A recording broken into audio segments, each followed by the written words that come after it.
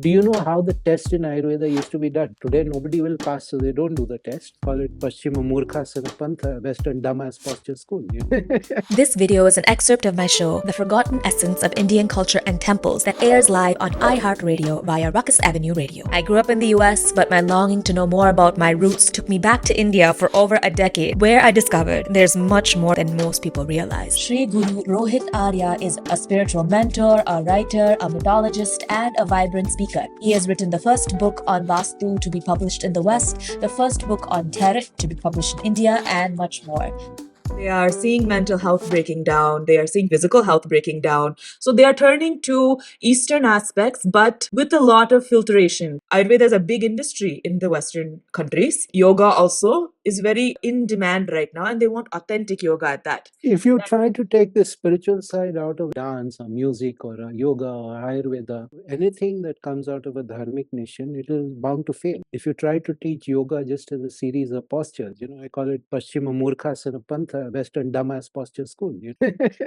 Yeah, it is what they're trying to do in India too. No matter how superficially successful it looks, without the spiritual component of it, it is bound to fail because you have taken out the soul. power, you have taken out the Shakti. You're working with something that looks like the original, but it's not. So I do not consider the yoga that is taught in the West to be at all. Like I said, Western Dhamma's posture school.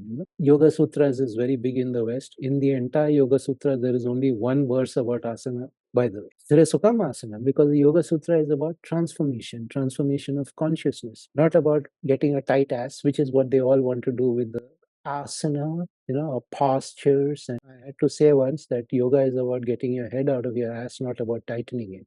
Like they try to say that yoga was invented in the 19th century. Yoga has nothing to do with spirituality. You go to any of our old temples and you see people in yogasanas, but that apparently is not enough for them. So it's flat out lies, and I don't care about liar. Well, can you tell us the truth?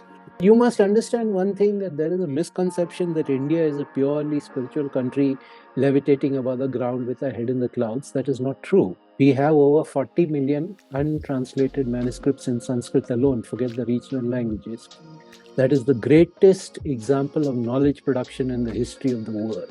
And of those 40 million manuscripts, there would be hardly 1 million which are dealing with spiritual subjects. We had Smritis, we had Shastras, all aspects of life were covered, but all aspects of life were infused with a dharmic perspective. So do you know how the test in Ayurveda used to be done? Today nobody will pass, so they don't do the test.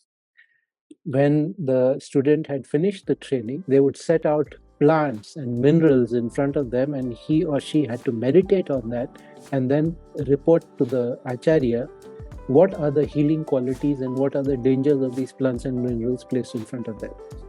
That was the Ayurvedic test. And this was not that far back, just about 70, 80 years back in the authentic Ayurveda parampara. This is how it was done.